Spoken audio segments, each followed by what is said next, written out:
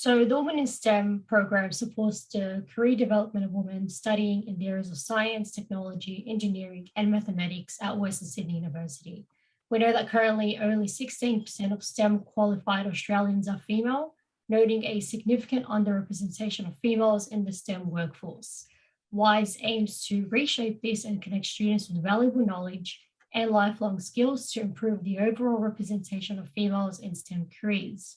The WISE program encourages students to challenge gender disparity in STEM with practical strategies for building a successful career with the support of their peers, female STEM alum, and industry mentors. The WISE program, which initially launched in 2015, is unique in the tertiary sector, connecting students with peers, alumni, and employers. In doing this, students are empowered to enhance their professional skills and networks through a broad range of activities and events, both online and face-to-face.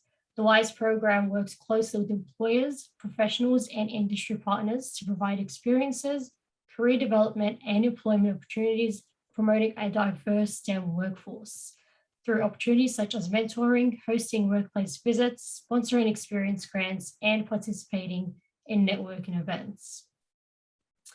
I'd like to hand it over to Bradley now, just to give a brief overview of the Solar Car Initiative. Yeah, awesome. Thanks, Leana, and all the panelists for joining us. So our mission is to generate something tangible which showcases sustainable solutions and not out of reach. And we channel our passion into designing, building, and manufacturing world-class solar-powered vehicles in-house that use new and emerging technologies.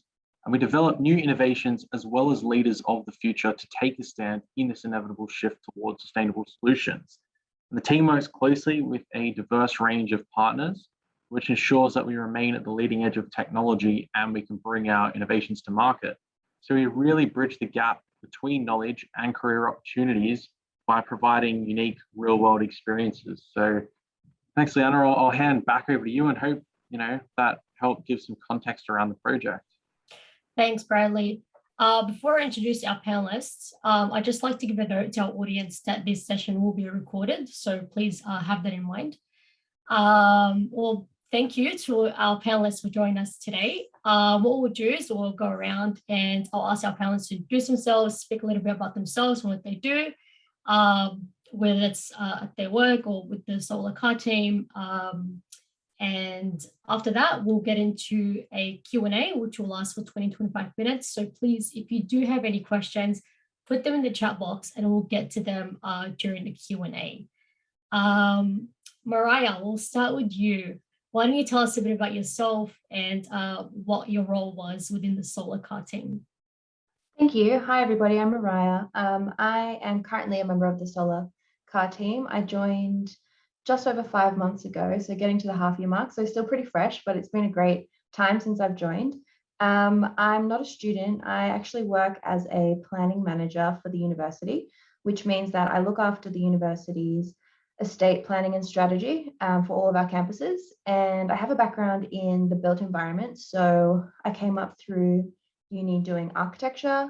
I taught a little bit as a casual academic and worked for a little bit in a couple of architecture firms. Wasn't quite to my liking, so I've always been sort of moving around to find work that really aligns with my values, and I thankfully have found it here at the university. And I've always been a bit of a fan of the solar car team from afar since I've joined. I've just heard so much about the incredible work, so I've been itching to join ever since I started here about 2 years ago, and finally managed to bug the right person into getting me an intro. And ever since then, I've been helping out in the term of partnerships and communications. So I'm not an actual engineer, but I suppose my work in STEM comes from being able to support with partnerships, sort of a strategic high-level perspective of how the team can benefit from partnerships both within the university and through our industry partners, and then also through communications. Thank you, Mariah. Zoe, hand that over to you. Thank you. Yeah. Hi, everyone. I'm Zoe. I was in the solar car team a long time ago now, actually. It was 2016 and 2017. Yeah. At the time, I was studying electrical engineering. Yeah, at Western Sydney Uni. Yeah, and it was such a great experience to be part of the team and also go on the race. It was definitely a highlight of my time at uni. Yeah, and after I finished university, I joined a SMEC as electrical engineer there in the rail team. So it was electrical design work in a consultancy to do with rail. And at the start of this year, I actually joined WSP as electrical engineer. And at the moment, I'm on secondment at Snowy Hydro, which is really exciting because I will get to go to site and see things in real life, which I love. Yeah. Thank you. Thank you, Zoe. Wendy, please tell us a little bit about yourself. Hi, my name's Wendy. So I joined the solar car team in 2019 just as a photographer. I remember my first day going in there, I was like, what is this? What is happening? There's all these parts everywhere. And I was really confused and I wasn't going to stay around, to be honest. I was going to just go like, okay, this sounds cool and just ghost you guys. But I stuck around and then a year later, I ended up becoming the communications lead for 2020 and 21. So up until recently when I left, and as of my role for the comms lead, I was doing a lot of the partnerships, account management, so dealing with all our partners, raising funds for our solar car team, as well as our social media, photography, videography, so just all the comms and branding for the team. I had a really good time doing that, and now I am actually working in marketing and as a graphic designer in-house for an electrical engineering and automation company called Phoenix Contact, who also happens to be one of our partners, as you can see on Brad's virtual background. So yeah, there's that. Awesome. Thank you so much, Wendy. I guess we'll go into our Q&A. For anybody joining us, like I mentioned before, if you have any questions, please put them in the chat box and we'll get to them. Zoe, we'll start with you. Can you tell us a bit about how your experience working with the solar car team helped you in finding your role at SMEC as an undergraduate engineer? Mm-hmm. Well, I think it didn't directly help, but it indirectly really helped out because it built that confidence for me. And also it, I think it showed SMEC that I'm committed in a way and that I know how to work as part of a team. So yeah, that's it. And I really feel like teamwork is one of the most important things in engineering, and being part of the solar car team, really teaches you a lot about teamwork. Yeah, definitely. Thank you, Zoe. Wendy, given that you're not from an engineering background, what was the key factor in helping you understand the work happening in the team? Definitely everyone else in the team itself. I remember, like, if you ask Brad or Divyam, I would be asking them, what is happening? What is this? Like, you know, every 5 minutes, I'd be like, what's this part, Divyam? What's on your screen? What are you doing? Can you smile for a picture? And I think, you know, just being not afraid to ask questions can really help that. So I remember coming in and not knowing anything, and then next minute I was, you know, putting together like carbon fiber and laying up carbon and all of that. So yeah, it was really awesome. Can you tell us a bit about how graphic design role in an engineering environment may be a little bit different than a graphic design role in other industries? Yeah, so I guess there's not like a major difference. In my experience, graphic design, photography, and media and marketing in other industries are a little bit more, how would you say, kind of like stage. So, you know, you'd have like models and you'd spend like hundreds and thousands of dollars and hours on, you know, getting them to like look the way you want them to look for marketing. But in engineering, I like how real it is. It's just everyday people. With the solar car team and with the company I currently work at, we use the people that are part of the workplace to be the brands. And there are like corporate guidelines that you have to follow. So, there's structure, and it's good in a way because there's structure, but there's also a lot of opportunity to use your own creativity and skills to make things better and communicate that message. Yeah, thanks, Wendy. Because I was guessing it might be a little bit different in terms of the creative tasks. I was guessing it would be much more different than any other industry. Honestly, I think it's really like the same. You're doing the exact same kind of things you would be doing in fashion, but for engineering. Yeah. And for me, it's good because I can change the world with the engineers around me. Whereas in fashion, you just on screen for a little bit. Awesome. Thank you, Wendy. Zoe, we have a question for you from Sarah in the audience, and she asked, what is the work you do at the Snowy Hydro and how long is the secondment opportunity for? The secondment, it's for a year actually. And I'm moving down there temporarily at the end of this month, which is exciting. And it's a project engineer role, so it's looking after the technical aspects of projects there, and it's not to do with the Snowy 2.0, just to clarify. Yeah. All right, thank you, Zoe. Mariah, can you please tell us about your experience combined, because you mentioned you work in agriculture, you do some research for the manufacturing for the Western Sydney Aerotropolis and the solar car team. So how does all that experience combined, how does it add value to each role? Thanks. I think I'm a big advocate of the squiggly career path. I didn't necessarily leave school knowing what I wanted to do, and I found a bit of trouble finding my path, I would say. So I've just been trying a lot of different things as I've gone. And I found that the qualities I've learned along the way have really helped me apply those whatever skills I have to many different projects. So in my day job, which is as planning manager, I work a lot in terms of shaping how we can have a presence of Agritech on our Hawkesbury campus.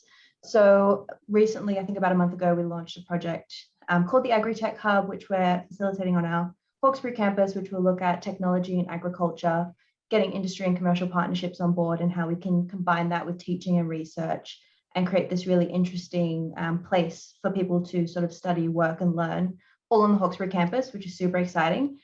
And I really think that the same sort of approach applies to the solar car team, because the solar car team is so multidisciplinary. There's so many different types of people that work together on the car in many different ways, including lots of different, I suppose, hands that work on the actual car itself. And then, of course, partnerships and comms and all that comes along with that as well. And what we're really talking about with the solar car team is using technology as a hopeful way to sort of address the pressures that so many of us feel about climate change. And really, we're using research, industry partnerships, commercial partnerships, technical know-how, and then like a lot of community STEAM to create this project where we can demonstrate how all of those things combine to create something really cool.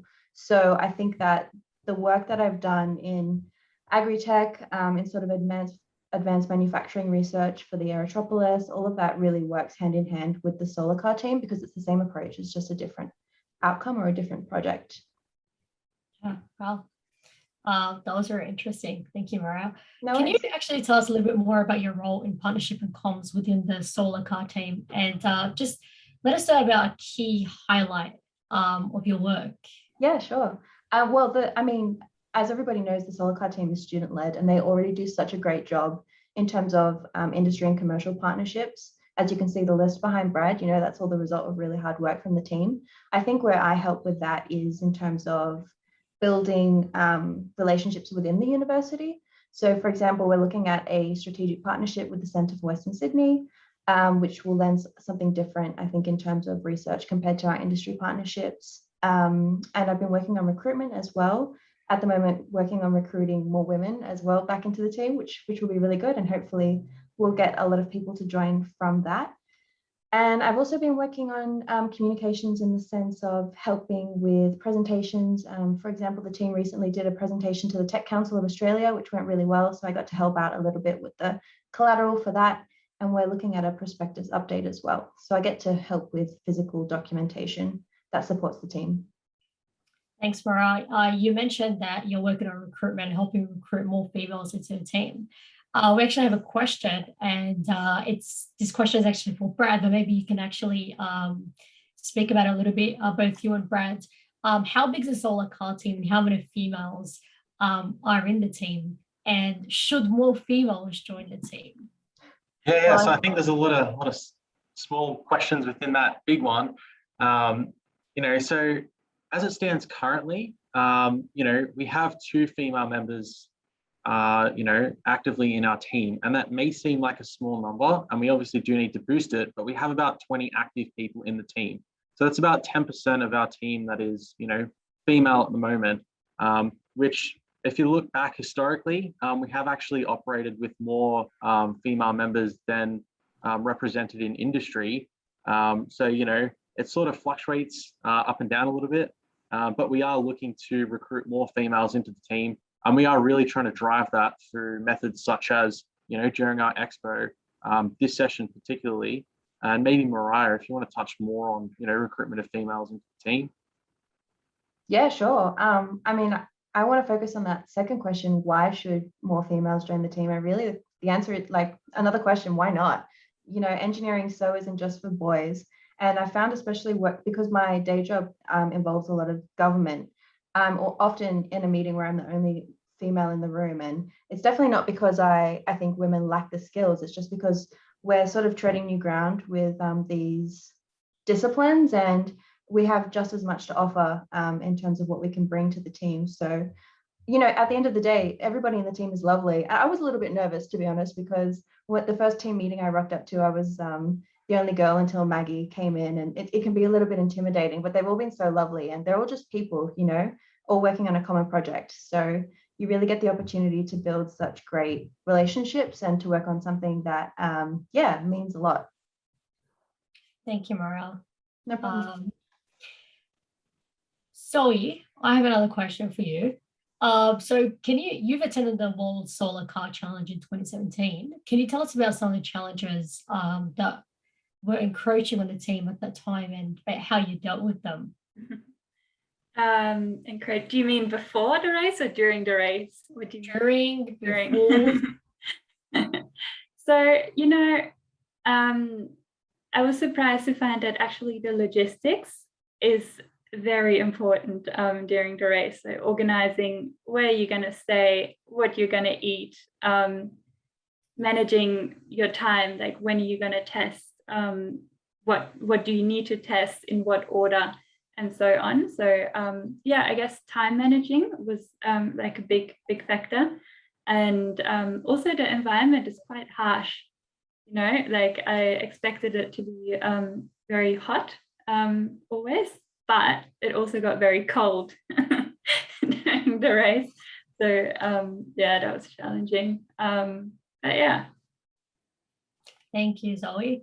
Well, this question kind of it branches from that question slightly. Yeah. So one of the panelists asked the solar car team, you cover technical issues, but also teamwork issues. Mm-hmm. So what were the greatest learnings from your time at the solar car team? So I guess from this question, maybe we can each say what were some of the greatest learning curves that you've encountered during your time at the solar car team. And I think I'd give that opportunity for each one of the panelists to actually speak about their own experience. Zoe, we'll go ahead with you. Do you want me to start? Sure. So I feel like there was both a technical learning curve for me and also like a soft skills learning curve. For technical, it really helped me to put what I learned at uni into practice, to actually understand it, which was great. Yeah, like in terms of the electrical system and the underlying principles behind it. And then, of course, I mentioned teamwork before. That was the soft skill aspect of yeah, the team. Yeah, definitely teamwork. I have this vision in my head that you guys kind of stand around the car and all hands on deck. I don't know, it's just this vision, I can really imagine teamwork's just so key in this. Thank you, Zoe. Mariah will give you the stage for that one now. Yeah, I would say that I'm still learning a lot all of the time, which is cool. You kind of learn by osmosis, especially not being an engineer. I'm just hearing everybody talk about things. It's been really good.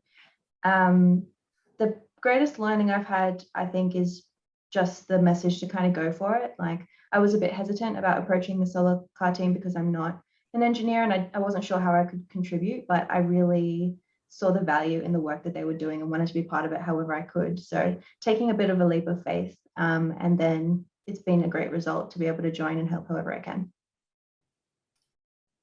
Thank you, Mariah. Wendy.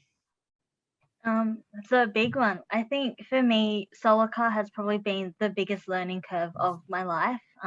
It's been harder than anything I've ever had to do. High school, university, work sometimes. With solar car, it's ridiculous. Like, not only all the technical skills and practical real world experience you're getting, you're learning all of the interpersonal and soft skills as well. Like, being able to learn how to take constructive criticism and feedback properly and professionally is a big one. Being able to listen and collaborate with your team, just taking a break and like just stop thinking about like the one getting tunnel vision, but like hearing what everyone else has to say and, working as a team to create like a solar car and like work towards one common goal. It's nothing that I've ever like gotten the chance to do before in school. So that was really, really good at solar car. Just, yeah, like all the problem solving skills. For me, and another big one was public speaking. So, 2 years ago, if you'd asked me to do this, I would have just been like, no, not doing it, not talking to anyone. But now I can talk in front of, a whole stage and be just half nervous. Yeah, I like that. Builds more confidence. Love it. Thank you, Wendy. Well, here's another question to all. If you had, and this one comes from Bradley Nadalini. Bradley. If you had one piece of advice to give to young aspiring females who may be second guessing a STEM related role, what would it be? And again, I think this question should be open to all our panelists.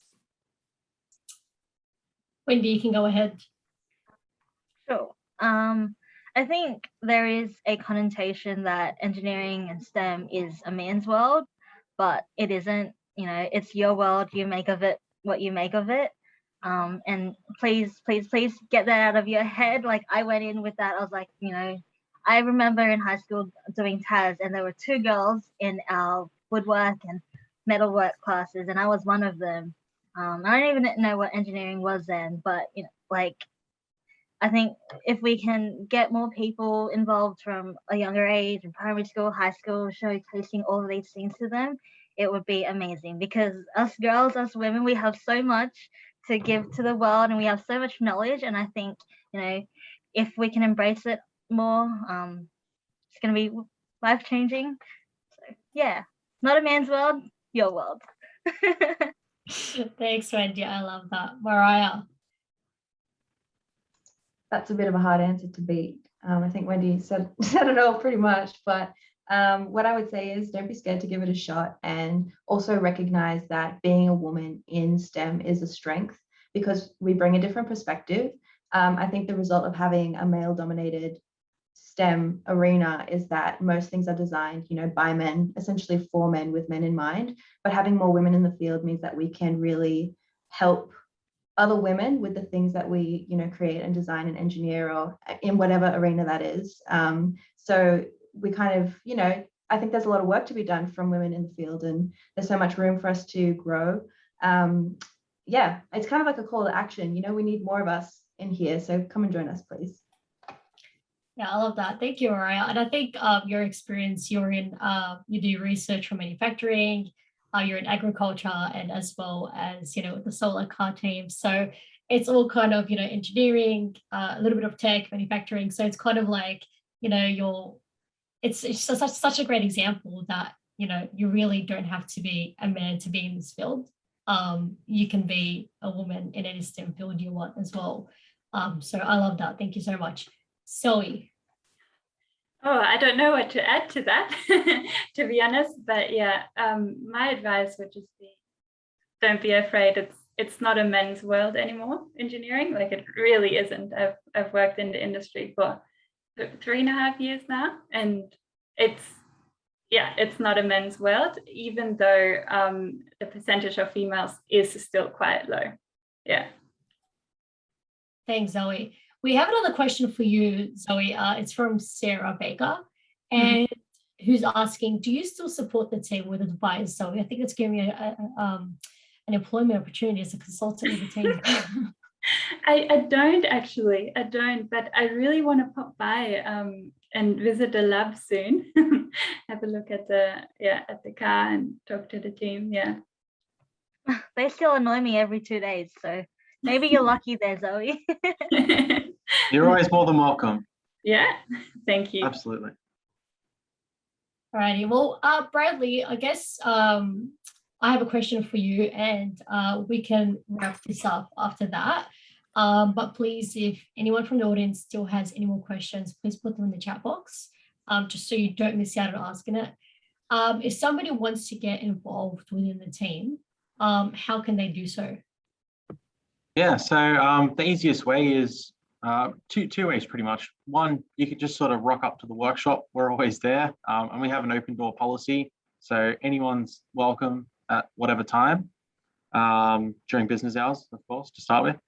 But the other way is just reach out to anyone in the team. So we've got a website up, we've got a lot of social media pages as well. So we're across Instagram, we're across Facebook, all of those platforms really. So just send the team a message and say you're interested, and we'll reply back and accommodate. We're doing frequent recruitment drives. Some are targeted, some are just general ones. So you can also just slot into one of them if you're not comfortable with reaching out and approaching one-on-one. But yeah, hopefully that answers the question. We're always looking for people. So if you're thinking about joining us, please do reach out. We're here. Recommend. Thanks, Bradley. We do have a question from Mabel. Mabel. What's the commitment level to join the team? Yeah, so we can accommodate any level of commitment. It is a voluntary project and people are giving their time in exchange for experience. So, I think communication is the biggest key when it comes to managing that. So, if we're aware that someone really wants to help out, but they've only got, 1 or 2 hours a week to do so, then that's absolutely fine. We can accommodate accordingly. So there's no hard set level of commitment that you need to be able to have in order to contribute to the team. As long as we know we can accommodate. Okay, thank you. Well, here's a question from Bernard, and I think we can open this question to our panelists to speak from their experience. And Bernard asks, some industries have a gender imbalance that's different to tech. For example, nursing and teaching. How do we get better diversity in all industries? I guess it's kind of like a call to action. I'm going to keep this open for whoever would like to answer this question, actually. I can have a go at it. Cool. So I feel like nowadays gender roles are really changing and becoming more irrelevant. And I think as society changes, the gender imbalance will kind of fix itself in a way. Yeah. So that's my take on it. And then, of course, it's great to have programs and things like that to encourage men to get into female-dominant industries and females into male-dominant industries. Give it that push. Yeah, that's right. Definitely. As life goes on, you definitely see those gender roles, flattening. There's no expectations anymore. And I think what would really help is, primary school, high school age students, really engaging them into the different opportunities. In high school, you kind of just forced into like a career that your parents have told you or your society has told you that you should be doing. And I think it stems from there. Like a lot of us kind of went into that direction. And for me, I started off doing business because I thought that's what I was supposed to do. That's what everyone wanted me to do. And it took me years and years and years and like 2 or 3 degrees to realize, okay, I want to do something creative. I want to do something design. And then I discovered engineering. I was like, wow, I didn't even know what engineering was. But like, if I would have loved to be an engineer. But now I guess I get the best of both worlds. So yeah. Yeah, so it started from young, teaching from young that, you can get into whatever you want. There's no gender, nothing is gender labeled. It shouldn't be. Yeah, I love that. Thank you, Wendy. Mariah, I think you have something to add. Yeah, I've had a bit of a different experience, I would say. For me, coming up through university and my years sort of in the corporate world, I've definitely noticed a gender imbalance and a difference in how women are treated in many sectors. I think that it's definitely changing, but it's only by having visibility on women in those areas that we can sort of demonstrate that women belong where they are and more of us should be here. I totally agree that we should be talking more to younger students to let them know earlier that things that were previously considered to be male fields are open to them as well. Particularly now we're moving into sort of advanced manufacturing, and you don't have to be strong in order to be in these fields, because so much of it is supported by technology, which really helps. It's more about what you know rather than how much you can bench press, which I think really helps, especially talking to young girls and young women. So yeah, I think engaging with students is key to this because they're at such a formative age where they're thinking about what they're allowed to be part of, and that helps shape their career decisions. So if we can tell them really early that they're allowed to be part of this, then I think that will make a big difference. And I think the team already does that a lot. They engage with schools on a regular basis, and there's more work being done within the university as well to bring students onto campuses to experience different settings, which I think helps. If you have young kids walking through our workshops on tours and that sort of thing, it really broadens their horizons so much earlier to all of the sorts of things they can engage with when they grow up. Yeah, thank you so much, Mariah. So it's all about representation, right?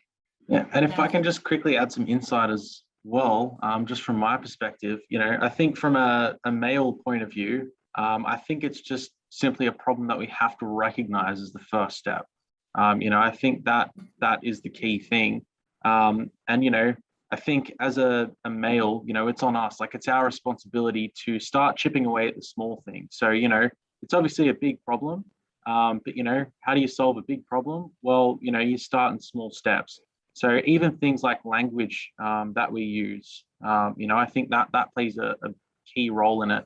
Little things that we can all do individually, such as, promoting certain events and things like this, particular session to just spread, awareness on that issue and attempt to, resolve it one small chunk at a time.